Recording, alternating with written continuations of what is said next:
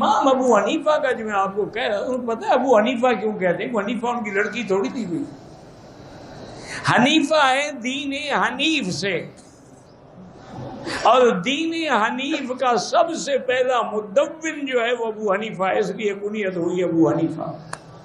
یہ کنیت وصفی ہے، یہ کنیت نسبی نہیں ہے۔ اور یعنی سب سے پہلے فقہ جس نے تدوین کی وہ ابو حنیفہ تھے۔ اور پھر امام ابو حنیفہ کی فقہ جو ہے ویسے نہیں ہے، انہوں نے ایک جیوری بنائی تھی علماء کی، جس میں محدثین بھی تھے، جس میں نحو والے بھی تھے، صرف والے بھی تھے، معانی والے بھی تھے، لغت والے بھی تھے، ادب والے بھی تھے، اسماء الرجال والے بھی تھے، تفقہ رکھنے والے بھی تھے۔ ان کے سامنے ایک مسئلہ رکھا جاتا، وہ سارے بحث کرتے، پھر امام صاحب کو سناتے، امام صاحب اس کو قبول کرتے، پھر وہ مسئلہ لکھا جاتا۔ اس طرح انہوں نے تقریباً 60,000 مسئلہ جو ہے وہ منضبط کیا ہے۔ اب اتنے علماء کا جس پہ غور ہو تو اس میں غلطی پھر کم ہوگی۔ اور دوسرا یہ بھی یاد رکھیں کہ امام صاحب کے شاگرد تھے ابو یوسف اور محمد بن حسن الشیبانی، جن کو صاحبین کہتے ہیں۔ تو صاحبین میں جو محمد بن حسن ہے، امام شافعی ان کے شاگرد ہیں،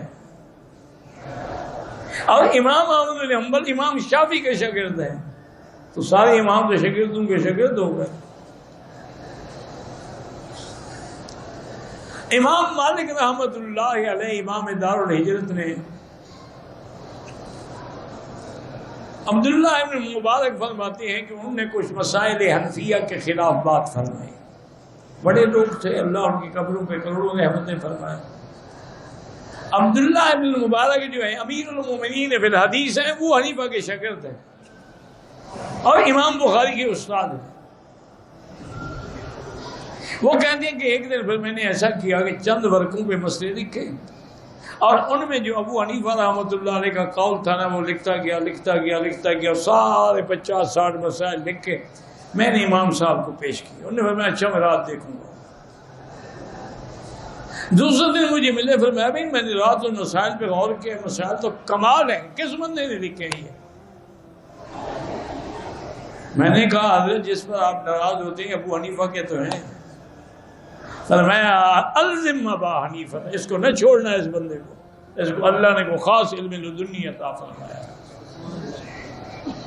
اس لیے اعتراض کرنا بڑا آسان ہے، لیکن جب دلائل کی دنیا آتی ہے نا، یقین کریں کہ فقہ حنفی کا جو مقام ہے وہ اور کوئی امام اس پہ نہیں پہنچ سکا۔ اللہ تعالیٰ سب کی قبروں پہ کروڑوں رحمتیں فرمائے۔